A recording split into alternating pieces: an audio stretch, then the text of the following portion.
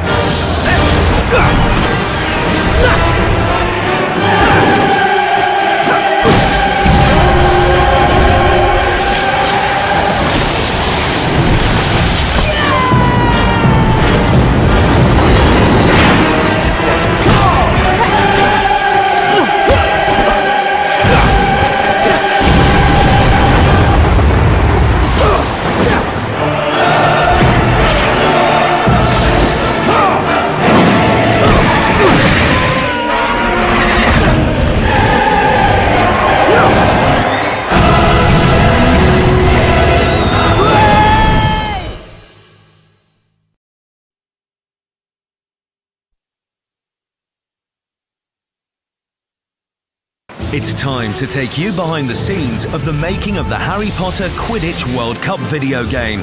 So, where do we start? We tracked down some of the high-flying team to discover some of their secrets. I think the most challenging thing for us when we were making the game was taking a game which only exists in books in the Harry Potter world and translating that into a video game.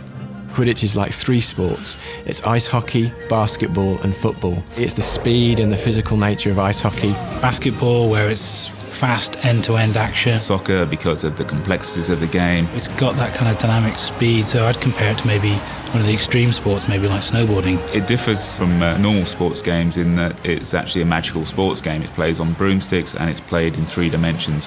Surely we've seen Quidditch played before. In previous games, you've played one small element. You've played Harry Potter catching the snitch. In Harry Potter Quidditch World Cup, it's a complete Quidditch experience. Getting to experience chasers, beaters, seekers and also the keepers. You get the whole thing. This is a completely different challenge for us making the game. The making of the game became more complex when the designers took the game to the next level, the international arena. Once you've won the tickets to the World Cup, you start to play at an international level. This is where the pros come out to play. Now we know how to play, we can explore just how difficult it was to bring the game to life. Each object in the game was first constructed out of a kind of 3D wire mesh. All of these things are basically created with triangles or polygons. It's kind of think of it like papier-mâché. You've got the chicken wire, it's the framework that creates the body of the player or the sides of the building. Let's take a closer look at the players and where they play. There are 9 different international stadiums. The way we kind of went about creating all the different styles for the stadium was just going backwards and forwards, lots of concept works, lots of drawings that we threw away. And what about the players? Obviously Quidditch isn't a real game, but if it was, it's supposed to be set now. The teams are current, so although the uniforms are traditional, they have lots of modern elements to them. Within the game, all the teams do play really, really differently. You've got the Japanese team, they're a real flair team, use a lot of combination moves. The French, their special moves were very kind of flamboyant and elegant, whereas the Nordic ones were much more kind of brutal. Once the animators have got the game looking right, the audio designers get together to make the sound work alongside the visuals. The broom sounds we use are somewhere between a howling wind and a jet engine. They're quite a natural sort of sound, but very, very energetic.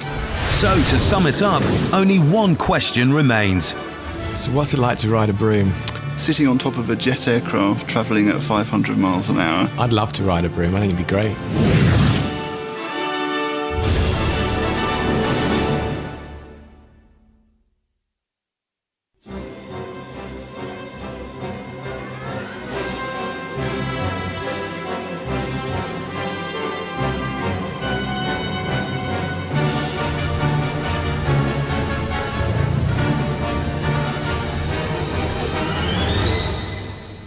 EA Games. Challenge everything.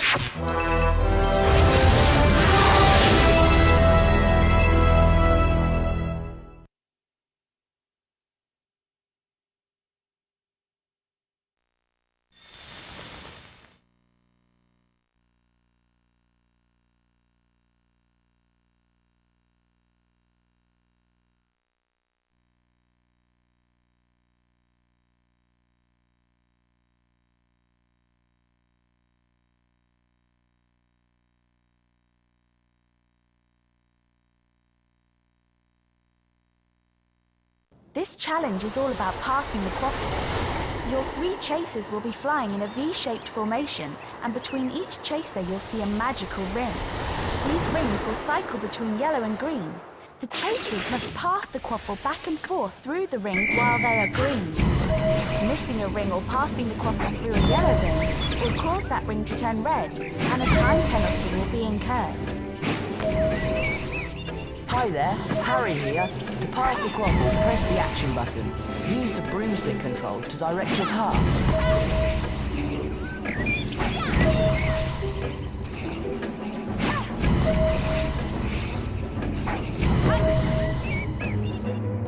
Brilliant! We've won some new Quidditch cards.